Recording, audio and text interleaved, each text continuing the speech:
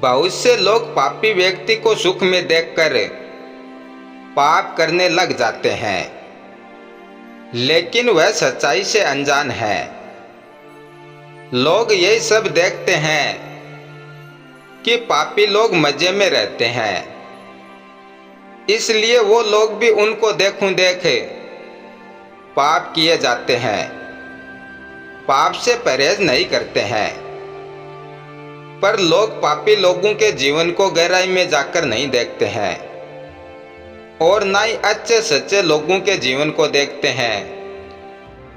पापी मनुष्य सुखी रहते हैं, यह जल्दबाजी में ली गई नाकामी सीख है। पापी मनुष्य का सुखी रहना भी ईश्वर की दयालुता है, क्योंकि ईश्वर पिछले जन्मों में किए गए उनके सत्कर्मों और उनके लिए की गई दुआओं को नजरअंदाज नहीं करते हैं, बल्कि उसके बदले में उन्हें सुख प्रदान करते हैं। पर इन सुखों का घड़ा भी जल्दी भर जाता है और तब उनकी उल्टी घड़ी चालू हो जाती है। पापी मनुष्य का अंत अक्सर तकलीफदेह होता है, पर उसके अंत तक न कोई देखता है और ना ही कोई जाता है।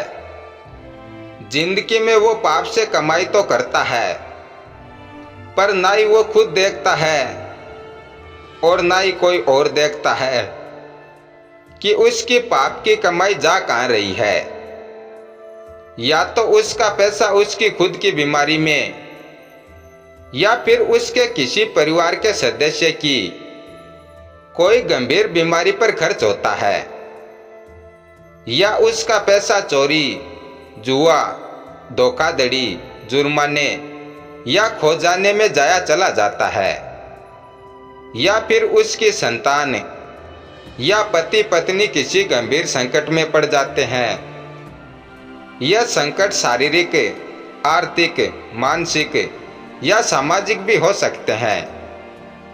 पापी लोगों की संतानें नशे में या फिर विकलांग हो जाती है, या उनकी आकस्मिक जवान मौत, या फिर बेटे बेटी का तलाक हो जाता है।